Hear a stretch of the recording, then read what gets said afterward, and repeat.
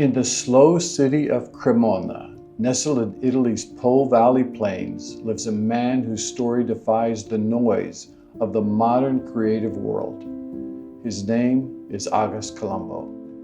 He's in his mid-50s and a photographer by heart, a video maker by necessity, and a curator by evolution.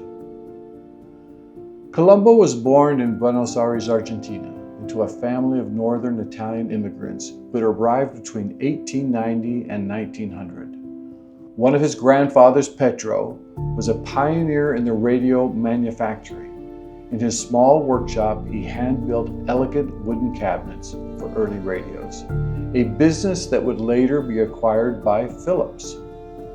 The other grandfather, Mario, played an active role in the golden age of livestock breeding and agriculture on the vast Pampas plains. His parents, a medical doctor and a travel agent, provided him with excellent education. They enrolled him in a renowned Italian school in Buenos Aires and later supported his university studies, even funding courses abroad to broaden his horizons. But in December 2001, Argentina erupted into absolute chaos. The economy didn't stumble, it collapsed overnight in the most spectacular way imaginable. Banks froze every account under the infamous curator, trapping people's life savings behind iron shutters.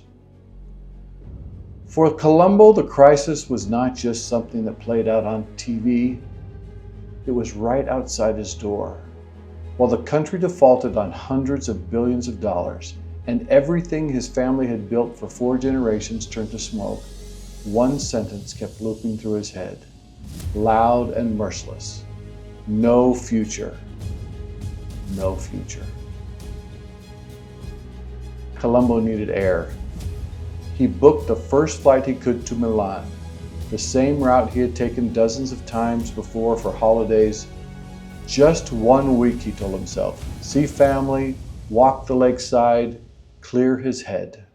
But the moment he landed in Malpensa and drove to Lake Maggiore, the contrast hit him like a slap. Not because Italy was paradise, it was simply normal. And normal suddenly felt like the most precious thing on earth. On the flight back to Argentina a week later, he made the decision. Early 2002, with the few dollars he had rescued before the Corralito slammed the gates forever, trusting only his mind, his cameras, and the Italian passport that had never lapsed, he reversed the voyage his great-grandfather had made in steerage 100 years earlier. Columbo returned to northern Italy for good. He left behind a country in ashes, the ruins of a dream. And hardest of all, he left behind his mother, Susanna, the travel agent. Years later, she too packed and took the same flight north, because even she finally admitted there was nothing left to stay for.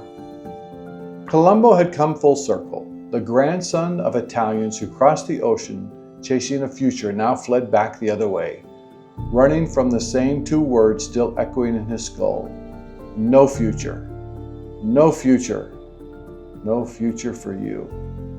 For a while, he kept photography on the side and paid the bills, working night shifts as a porter in a quiet hotel on Lake Maggiore. The smell of pine and the smell of lake water at 4 a.m., the polite German tourists asking for extra pillows, the silence after the last guest went to bed. It was peaceful, almost healing, and it paid the rent. The spark came back in spring 2005. Columbo entered one-color transparency in a small local landscape contest. It won first prize. Seeing it enlarged and hanging reminded Columbo that he could still make art with his eyes and a camera. By 2016, he had built the last chapter of his life, working his way up in management and becoming the manager of a refined city hotel just off Piazza del Comune in Cremona. He ran that hotel the way he once ran darkrooms, meticulous, proud, and a little old school.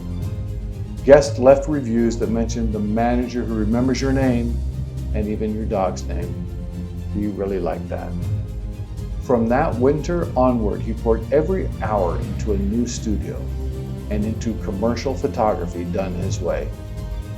The heart of the work became Cremona itself. He mastered the near impossible art of photographing violins, violas, and cellos, instruments born in the same workshops where Stradivarius and Guarneri once bent wood with their own hands. Luthiers started saying only one name when a violin was ready to be immortalized in photography before being shipped off to its customer in Shanghai or New York. Columbo would take that picture. Then, February 20th, 2020, the world shut down. The studio flashes stayed cold. The black velvet lay untouched. The violins that were due the following week never arrived. Outside, Cremona streets went silent except for ambulances. COVID came in like a thief and took the air out of everything. Somehow this time was different.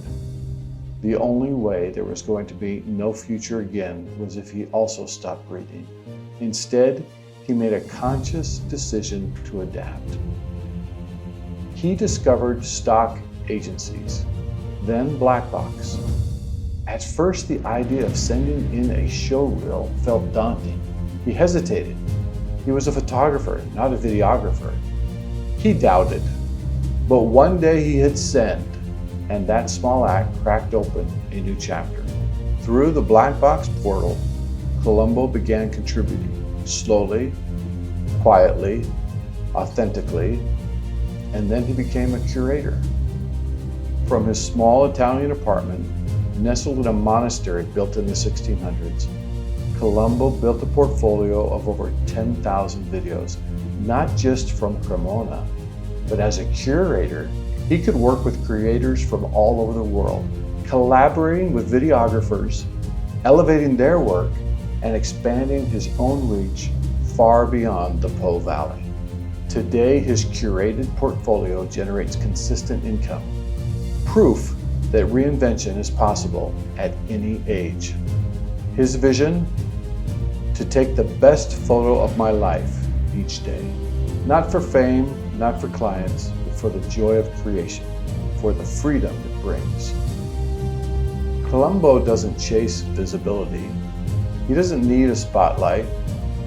He's here for the community, for the conversations, for the shared mission. Now in his mid-50s, Columbo spends his time not just creating, but lifting other creators, embodying the real-life family spirit of community over competition. August Columbo reminds us that creativity isn't about where you live, it's about how you live. He has survived economic collapse, political upheaval, a global pandemic. Through it all, he's found that quiet consistency, honest collaboration, and a love for the craft can build something truly meaningful. In a world obsessed with matrix and reach, Columbo is proof that resilience and authenticity always find a way. This is Columbo's story, and we're proud to have him in our real-life family. Columbo's journey from economic refugee to successful curator proves that it is never too late to reinvent yourself. Setbacks aren't endings, they're redirections. What crisis in your life became your greatest opportunity? What is your reinvention story? What questions, comments, or little jewels of wisdom do you have? Share it in the comments below. Your journey, like Columbo's, might inspire someone else in our community.